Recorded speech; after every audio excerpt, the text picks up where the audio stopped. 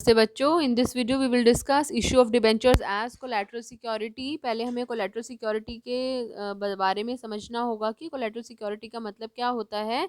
गौण प्रतिभूति के रूप में ऋण पत्रों का निर्गमन भी बोलते हैं इसको। मैंने यहाँ पर लिखा हुआ है, आप लिखना चाहें हेडिंग अगर हिंदी में तो लिख सकते हैं, गौण प्रतिभूति के रूप में ऋण पत्रों का निर्गमन। बेटा क्या होता है एक्चुअली, जब कंपनी बैंक से ऋण लेती है, उधार लेती है, तो अगर लॉन्ग टर्म के लिए उधार ले रही है तो देखो बैंक मुफ्त में तो हमें कोई पैसा दे नहीं देगा। बैंक क्या कहता है, हमें कोई ना कोई संपत्ति गिरवी रखो हमारे पास में। तो अगर हम बैंक के पास में कुछ संपत्ति गिरवी रखते हैं, सपोज हमने 10 लाख रुपए का लोन लिया, हमारी एक 15 लाख रुपए की बिल्डिंग है, तो हमने बैंक के पास में वो बिल्डिंग गिरवी रख दी। फिर भी बैंक को लगता है कि नहीं नहीं, ये सफिशिएंट नहीं है, और भी कुछ चाहिए गिरवी रखने के लिए। तो यानी कि मुख्य प्रतिभूति या मुख्य संपत्ति के अलावा, मेन एसेट तो गिरवी रखी है कंपनी ने, उसके अलावा भी बैंक को कुछ और सिक्योरिटी चाहिए गिरवी रखने के लिए। तो बैंक कहता है ठीक है, तुम कुछ डिबेंचर्स ही दे दो मेरे को। तो मुख्य प्रतिभूति के अलावा अगर गौण प्रतिभूति के रूप में, यानी कि सेकेंडरी सिक्योरिटी के रूप में अगर बैंक के पास में डिबेंचर्स को रखा जाता है गिरवी, तो उसे issue of debentures as collateral security कहा जाता है। हमने क्या लिख रखा है यहाँ पर, नोट कर सकते हैं। जब कंपनी बैंक से ऋण लेती है तो दीर्घावधिक ऋण के लिए उसे बैंक के पास में कुछ ना कुछ संपत्ति गिरवी रखनी पड़ती है। ऐसी स्थिति में कई बार कंपनी से मुख्य प्रतिभूति या संपत्ति के अलावा कुछ और भी गिरवी रखने के लिए बोलता है बैंक उसे। तो अगर बैंक उसे कुछ और गिरवी रखने के लिए बोल रहा है और उस मुख्य प्रतिभूति के अलावा गौण प्रतिभूति के रूप में, गौण प्रतिभूति का मतलब है सेकेंडरी सिक्योरिटी, कोलैटरल सिक्योरिटी। तो अगर हम गौण प्रतिभूति के रूप में अगर कंपनी ऋण के बदले में ऋण पत्रों का निर्गमन करती है, डिबेंचर्स को इशू करती है, तो यह गौण प्रतिभूति के रूप में ऋण पत्रों का निर्गमन कहलाता है। Issue of debentures as collateral security कहलाता है। क्या कहते हैं हम इसे, गौण प्रतिभूति के रूप में ऋण पत्रों का निर्गमन। केवल ये मत लिख देना कि भाई बैंक ने उधार दिया इसलिए हमने उसको सिक्योरिटी दी, नहीं, हमने मुख्य सिक्योरिटी तो दी है, लेकिन उसके साथ में एक सहायक सिक्योरिटी के रूप में हमने जो है डिबेंचर्स को जमा कराया बैंक के पास में। तो केवल ये नहीं, मुख्य प्रतिभूति के साथ में सहायक प्रतिभूति के रूप में अगर ऋण पत्रों का निर्गमन किया जा रहा है, तब हम उसे गौण प्रतिभूति के रूप में ऋण पत्रों का निर्गमन कहते हैं। शॉर्ट क्वेश्चन आ सकता है, थ्योरी का क्वेश्चन भी आ सकता है, नोट कर लो इसको। अब हम बात करते हैं कि इसका हम अकाउंटिंग ट्रीटमेंट कैसे करेंगे। Issue of debentures as collateral security का अकाउंटिंग ट्रीटमेंट करने के लिए हमारे पास में दो केसेस हैं। पहला केस तो हमें एंट्री पास करनी है, दूसरा केस है हमें कोई एंट्री पास नहीं करनी है। लेकिन हमें क्या करना है, हम अगर एंट्री पास करना सीख जाएंगे तो पास नहीं करनी होगी तो हम नहीं करेंगे उस एंट्री को pass. So case one, entry pass करनी है। कौन कौन सी एंट्रीज है जो हम पास करेंगे, पहली बात तो ये कि हम लोन लेने की एंट्री पास करेंगे। जो बैंक ने हमें लोन दिया है वो लोन लेने की एंट्री पास करेंगे। उसके बाद में सेकंड एंट्री हम करेंगे डिबेंचर्स इशू करने की एंट्री। तो दो तो हम एंट्री सीखेंगे और बाकी हम सीखेंगे कि बैलेंस शीट में इसको कैसे डिपिक्ट किया जाता है, कैसे दर्शाया जाता है। So let us start up with case one. So case one है बेटा, जब हम एंट्री पास करते हैं या जब हमें एंट्री पास करनी है, तो अब देखिए हम डिबेंचर्स तो इशू कर रहे हैं, लेकिन उन डिबेंचर्स के बदले में कोई कैश हमारे पास नहीं आ रहा है। अगर कैश आ रहा होता तो हम bank account debit to debenture application and allotment और debenture application and allotment to percentage debentures कर देते। लेकिन हम तो ऐसे ही उस डिबेंचर्स को इशू कर रहे हैं, और केवल तब तक के लिए हम उन डिबेंचर्स को इशू कर रहे हैं जब तक कि कंपनी का जो ऋण है वो ना चुकता हो जाए। तो उसके बाद में हम अपने डिबेंचर्स को वापस ले लेंगे। इसलिए ये एक सस्पेंस बना हुआ है। तो हमने क्या एंट्री करी है, debenture suspense account debit to percentage debentures account. क्या एंट्री करी है, debenture suspense account debit to percentage debentures account. Narration, debentures issued as collateral securities. जितने के भी डिबेंचर्स इशू होंगे वो अमाउंट हमारा यहाँ पर आ जाएगा। इसके आगे बैंक से लोन लेने की एंट्री, लोन लेते हैं तो पैसा हमारे पास में आता है। So bank account debit to bank loan account. क्या नरेशन होगी, लोन टेकन फ्रॉम, जो भी कोई बैंक का नाम दे रखा है, XYZ, ABC, state bank of India, Punjab national bank, central bank, ICICI, कोई भी नाम है उसका नाम लिख देंगे हम यहाँ पर। एंट्री में कोई फर्क नहीं पड़ेगा। जर्नल एंट्री में कहीं पर बैंक का नाम नहीं आता। आई रिपीट, जर्नल एंट्री में कहीं पर बैंक का नाम नहीं आता। नरेशन में लिखना चाहो तो लिख सकते हो। बहुत बार बैंक का नाम दे रखा होता है तो जबरदस्ती हम उसे जर्नल एंट्री में घुसा देते हैं। सो लोन लेने की entry bank account debit to bank loan account, और डिबेंचर्स इशू करने की entry debenture suspense account debit to percentage debentures account. ये दो जर्नल एंट्रीज हैं जो हमें करनी होती है अगर क्वेश्चन बोले कि आपको जर्नल एंट्रीज करनी है तो। लेकिन बैलेंस शीट में इसको कैसे शो करना है, वो चाहे आप जर्नल एंट्री करने के लिए क्वेश्चन कहे या ना कहे तब भी आपको वो शो करना ही करना है। बैलेंस शीट देखते हैं बेटा, ये बैलेंस शीट का फॉर्मेट बना लो। बैलेंस शीट में लाइबिलिटी साइड होती है जिसको हम इक्विटी एंड लाइबिलिटीज के नाम से बोलते हैं। इक्विटी एंड लाइबिलिटीज के अंडर एक सब हेडिंग होती है जिसको कि नॉन करंट लाइबिलिटीज बोलते हैं। क्या बोलते हैं इसको? Non current liabilities. उस नॉन करंट लाइबिलिटी के अंदर लॉन्ग टर्म बोरोइंग्स होता है। ये जो डिवेंचर्स हैं या बैंक से ऋण लेना है वो सब हमारा यहाँ पर लॉन्ग टर्म बोरोइंग्स में आता है। इस लॉन्ग टर्म बोरोइंग्स में कौन सा अमाउंट आता है? इसमें वो अमाउंट आता है जितने अमाउंट का हमने बैंक से लोन लिया है। कौन सा अमाउंट आता है? जितने अमाउंट का हमने बैंक से लोन लिया है वो आप यहाँ पर लिखते हो उस अमाउंट को, और यहाँ पर लिखा जाता है note number, NOTE, note number 1। ये नोट नंबर 1 क्या है? ये बैलेंस शीट का मेन प्रारूप है। जैसे हमने शेयर्स वाले टॉपिक में किया था, मेन बैलेंस शीट बनाते थे और नोट्स टू अकाउंट्स बनाते थे। तो मेन बैलेंस शीट में सबसे पहले इक्विटीज एंड लाइबिलिटीज, उसके नीचे नॉन करंट लाइबिलिटीज, उसके नीचे लॉन्ग टर्म बोरोइंग्स, और यहाँ पर नोट नंबर 1, और यहाँ पर अमाउंट, कौन सा अमाउंट? लोन का अमाउंट। अब नोट्स टू अकाउंट्स देखो कैसे बनेंगे। सो हेडिंग डालो बेटा नोट्स टू अकाउंट्स, और उसमें लॉन्ग टर्म बोरोइंग्स। हमें लॉन्ग टर्म बोरोइंग्स में समझना है क्या हमें लिखना है। लॉन्ग टर्म बोरोइंग्स में एक चीज तो वो जो हमें बैंक से लोन मिला है, तो आप स्टार लगा के लिख देंगे लोन फ्रॉम बैंक। जो भी लोन का अमाउंट है वो आप यहाँ मेंशन कर दोगे, और नीचे ब्रैकेट में नरेशन की तरह लिखोगे सिक्योर्ड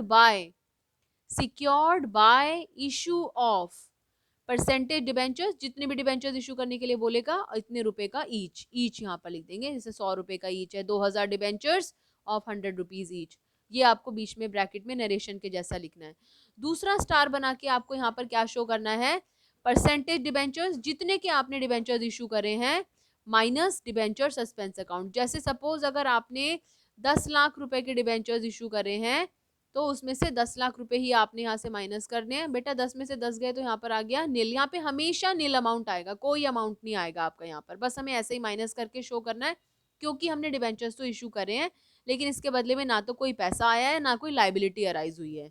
और लोन फ्रॉम बैंक में जितने का लोन लिया है, एक बात बहुत अच्छे से समझ लो, बिल्कुल जरूरी नहीं है कि जितने का लोन होगा उतने के डिबेंचर्स होंगे। हो सकता है लोन का अमाउंट 5 लाख रुपए हो और डिबेंचर्स हमने 10 लाख के इशू करे हैं।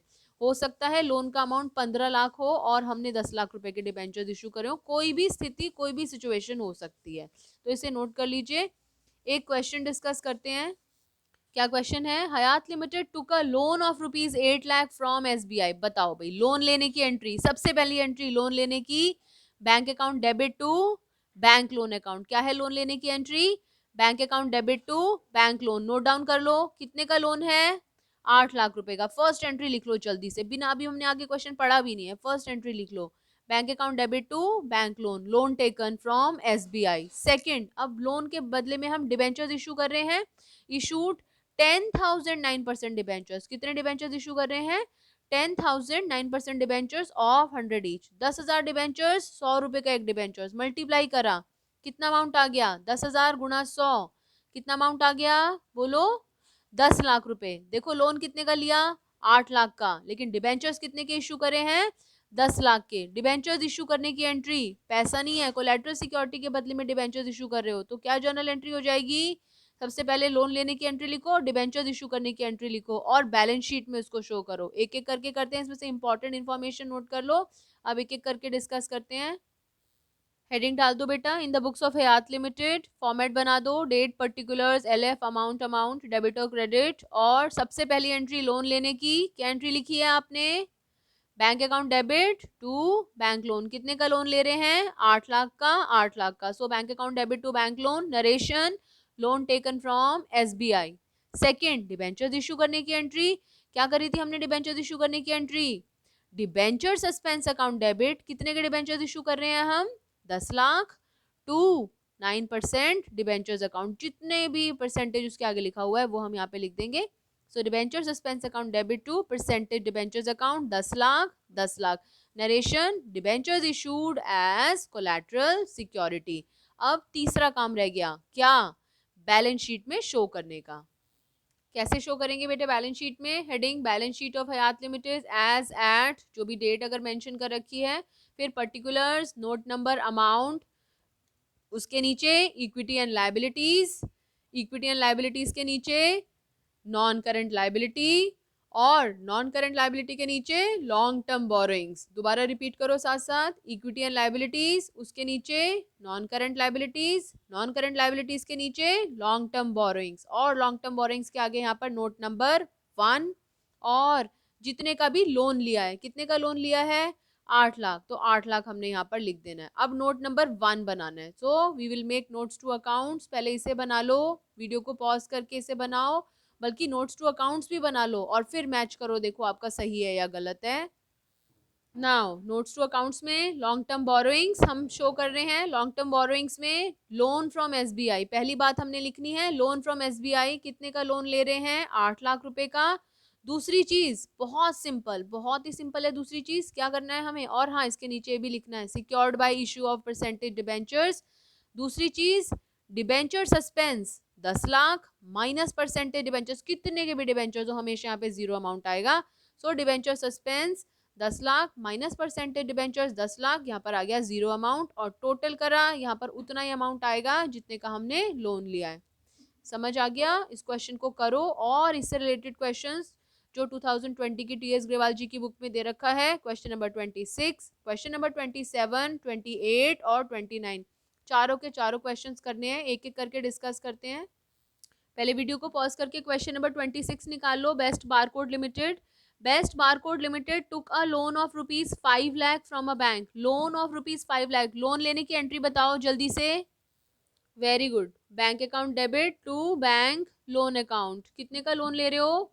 5 लाख, 5 लाख, 6 लाख डिबेंचर्स इशू कर रहे हैं by giving 6 lakh debentures as collateral securities. Debenture issue करने की entry, debenture suspense account debit to 9% debentures account, 6 lakh, 6 lakh, देखा लोन 5 लाख का है लेकिन डिबेंचर्स 6 लाख के इशू कर रहे हैं।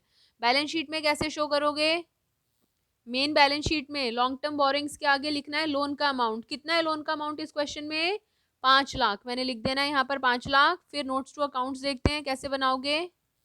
लॉन्ग टर्म बोरिंग्स लिखेंगे, लोन फ्रॉम बैंक, कितने का लोन लिया है बैंक से? 5 लाख का, यहाँ पर आ जाएगा। उसके नीचे डिबेंचर सस्पेंस और परसेंटेज डिबेंचर्स को दोनों को एक दूसरे से माइनस करेंगे, कितना कितना माइनस करूं? 6 लाख माइनस 6 लाख, यहाँ पर कितना अमाउंट आ जाएगा? जीरो। क्लियर है question? Now question number 27, a company took a loan of rupees 4 lakh from बंधन बैंक, कोई से भी बैंक से ले, बंधन बैंक से ले, खुला बैंक से ले, हमें कोई फर्क नहीं पड़ रहा। लोन लेने की एंट्री बताओ।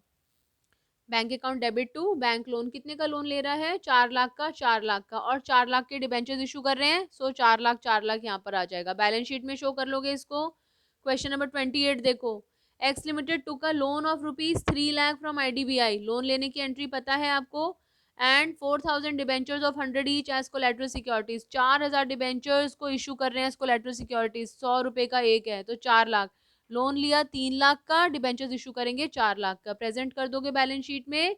बैलेंस शीट में केवल लोन का अमाउंट आता है हमारा। Question number 29, SS limited obtained a loan of 5 lakh from SBI at the rate of 10% interest, कुछ नहीं करना हमें इंटरेस्ट का।